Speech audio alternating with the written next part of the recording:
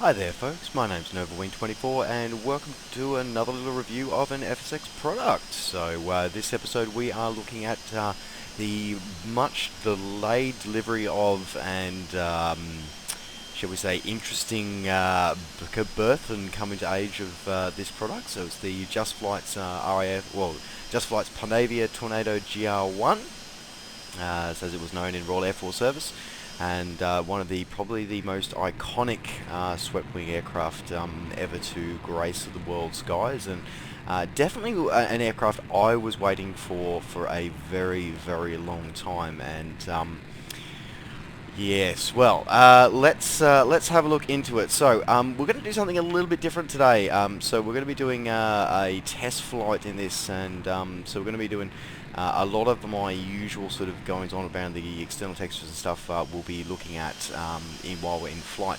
We're going to be flying the flight path that's advised by Just Flight, the test flight, so you can get to learn all the systems and stuff.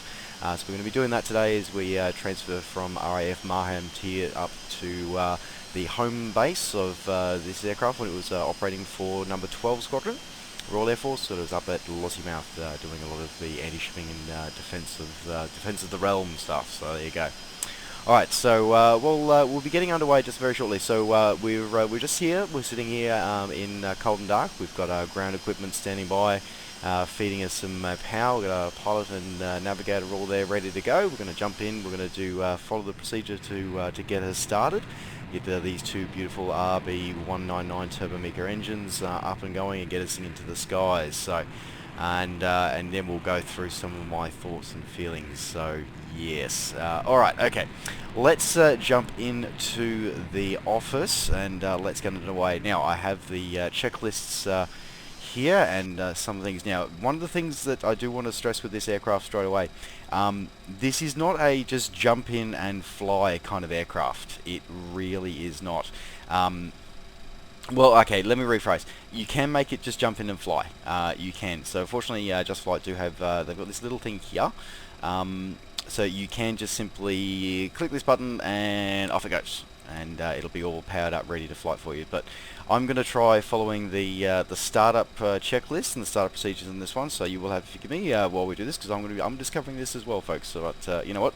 Best way to become proficient in aircraft is following the checklist. So let's do the checklist now and get ourselves started and get ourselves in the air. All right. So we're here, secure. We've got our parking brake on. All right. All right. Checklist. Okay. Yes, now that one I know we're good for. This recorder. Now we just had our quick little external walk around, so yep, our flaps are up, wing sweep, our probe is in. Alright, now, okay, APU power switch as required. Alright, let's have a little look-see. Alright, so first things first, let's jump down into, now, where is our little APU switch? So, very detailed cockpit, and almost all fully functioning as well. Look now, let's see if we can find where is my APU switch.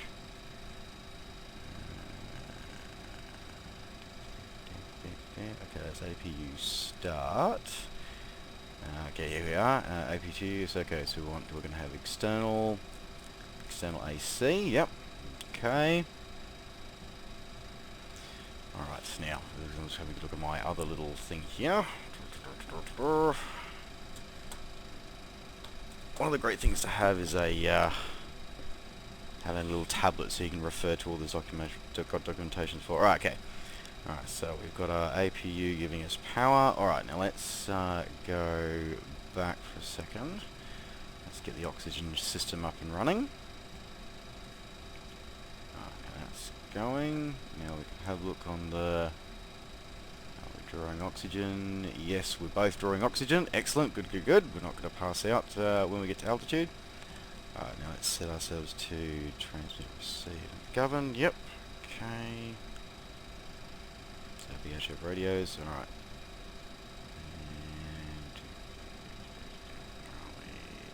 And... along. Alright, so radio intercom. Yep, okay, intercom's set up running. Alright, so now let's go. Now, does have fully functional both front and rear virtual cockpits as well. So we'll just jump back into the right. There we go. Okay, alright, so we've got our two CRTs going here. Alright, now first one's first. Let's go. Okay, GPS input mode. Yep, cool. Check our fuel here. Right. Now we'll go across. Now we'll go to our flight plan. Alright, Tornado tutorial flight. Alright, let's load you. Yep, and that's loaded. Fantastic. Now, ordnance. Now, we are flying for 12 Squadron. Now we are flying for 12 Squadron, so that means they did all the anti-ship stuff. So they've got the Sea Eagles. That's right, they use Sea Eagles a lot, so they could actually do all the anti-shipping stuff. Now, I will admit, I have previously done this, and this is one of those things that I did want to show you. So, one of the cool things is you can actually save up to 3 preset weapons loadouts. Now, I already have saved this one, so let's load it in now. Now, this is where one of my first little disappointment things comes in. Alright, let me show you. I think it's pretty obvious what I'm about to show you, isn't it? Pretty damn obvious. Not impressed in any way, shape, or form. To have this happen on a payware model is unforgivable. Flat out unforgivable. To have missing textures. Now, it's not me. I have reinstalled this twice to make sure that no, they are actually genuinely missing textures. Now, some of the other paint schemes that are in this that do come with this don't have these missing textures, but the fact that the aircraft you are supposed to use for the tutorial has them, yeah, that's not cool, guys. Really not cool. Really not. Not impressed. Really not impressed. But we're going to keep them on there because that's the loadout we would be having as 12 Squadron, so that's the loadout we're going to have. Oh, we're not off to a good start, folks. We're really not off to a good start. By the way, as you can tell, I use EasyDock. Highly recommended add-on for anyone. Really highly recommend, especially now that it supports the FSX Steam Edition and P3D. Interestingly enough, when the Just Flight Tornado first came out, it was... I'll get more into that later, but it came with pre-done EasyDock camera setup for the entire virtual cockpit and for the external of the aircraft. Somewhere along the iterations of the next lot of service packs for this, they've gone. So, I mean, I'm used to making my own now, but it's like, yeah, that was kind of a nice thing, and then now it's not. But anyway. Okay. Alright, anyway, let's keep going with this checklist before I go something stupid. So, alright, okay. Now, let's have a look here. So, we're going to go into here. Okay, we're going to have a look down. Okay. Alright. Oh, forgot I had that there. Okay. Map mode.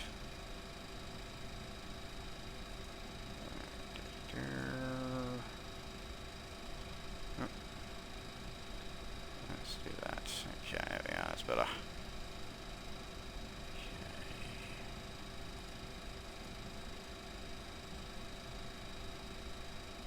So put map mode to R. Okay, there we go. Alright, good. Okay, now let's go across to our right console. And let's get some anti-collision lights going on.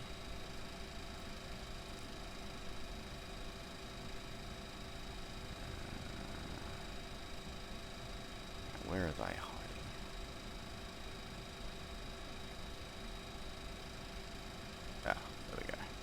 There we go. Okay. All our lights on. Okay, good. Okay. Alright, so now we're ready. We can now start the APU. Alright, let's jump back over to the throttle quadrants.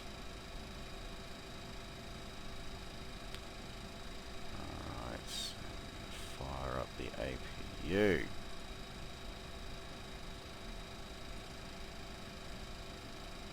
Okay, so that's another thing is that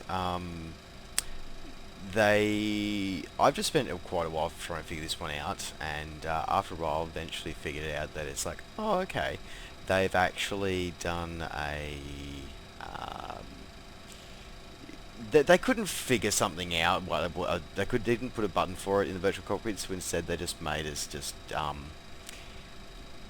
assign a keyboard command to something random, and it's like, yeah, that's just not cool. Just really not cool. Not impressed at all.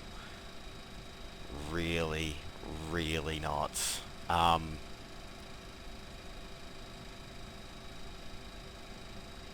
Yeah, that's just not cool.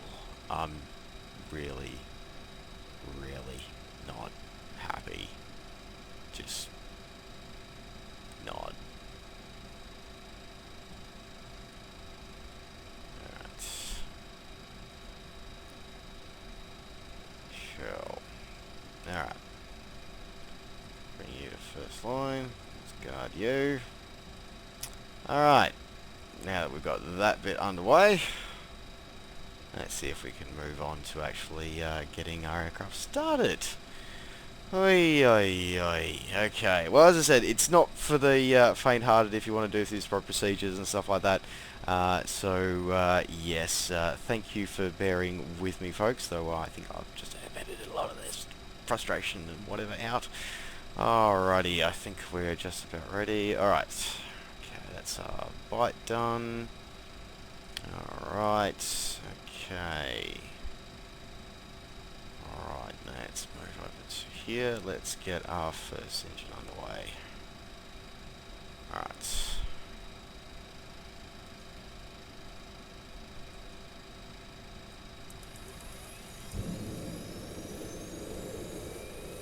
Alright, the APU firing up.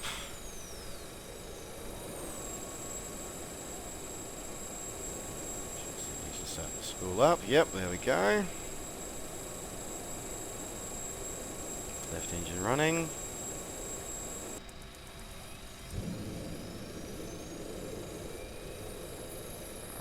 Good.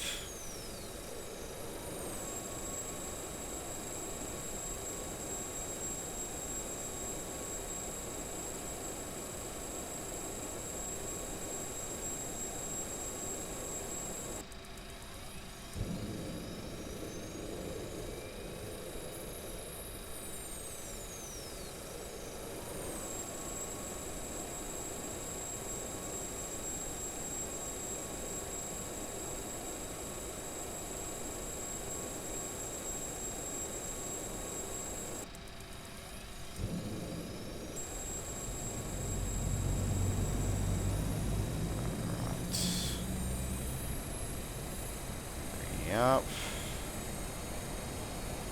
605, start cancel the lights out. Good.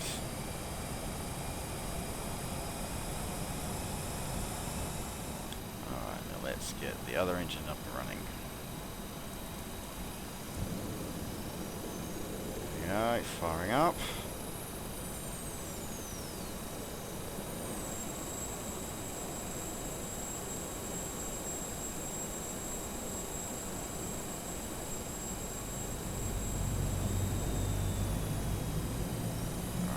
Engine stabilizing.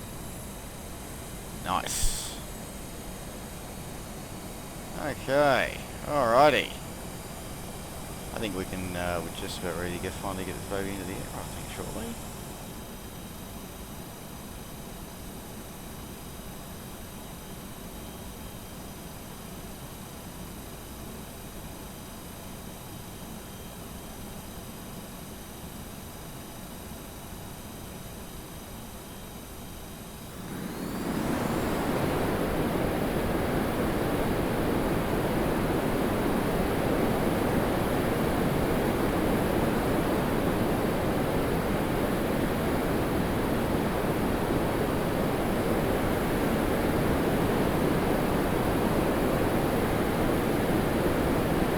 Okay, so, found out what that little problem was.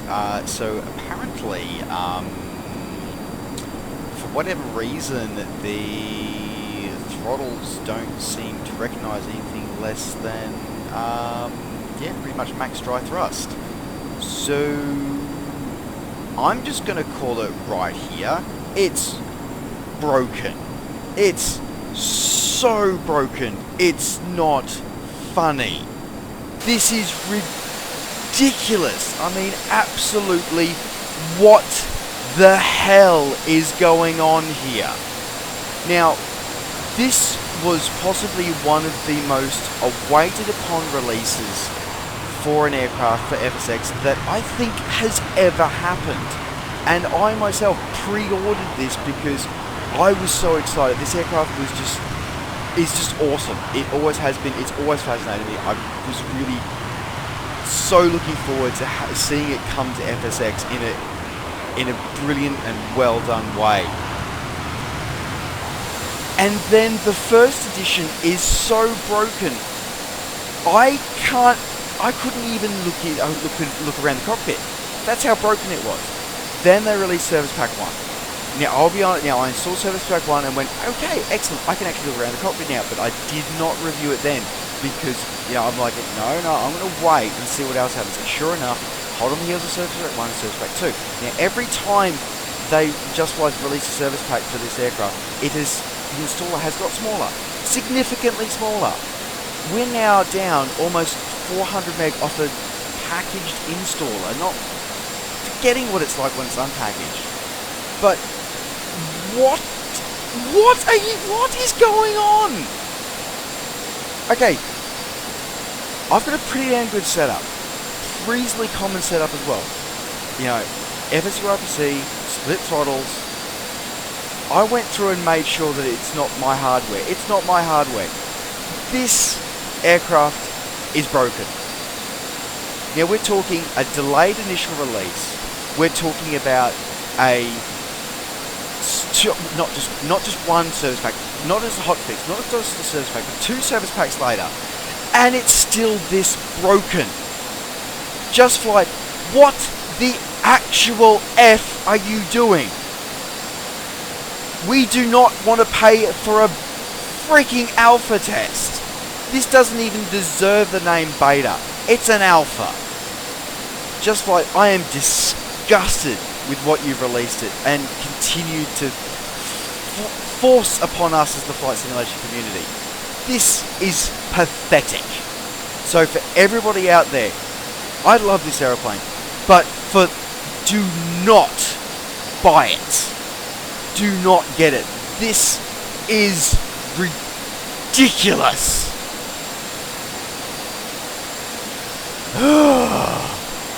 Do not buy it. I wasted my money. Don't any of you waste your money. This is downright pathetic. Just Flight, you should really hang your heads in shame. This is disgusting. How you've handled your customers, how you've treated the project, and how you just... I don't even know what you've done. Do not buy this product, folks. Do not even think about it. Go find yourself a freeware one. Yeah, you know what? Iris did a great one for 2000 for FS9. Some Bright Spark has brought it over to FSX. Grab that from Rickaroo. Seriously. You're going to have a far better flying experience than you're going to have in this piece of junk. Alright. End of rant, end of review. Do not buy it. My name's been NovaWing24. Don't forget to subscribe to the channel and like the videos if you enjoy the videos here. And as always, you can find out all the things I'm up to between this video, videos, by following me on Facebook and on Twitter to search NovaWing24. Thank you, folks, and for the love of all things holy, save your money. Do not buy the Just Flight Tornado GR1. Thank you very much, folks. Take care, safe skies to all, and we'll see you next time. Bye for now.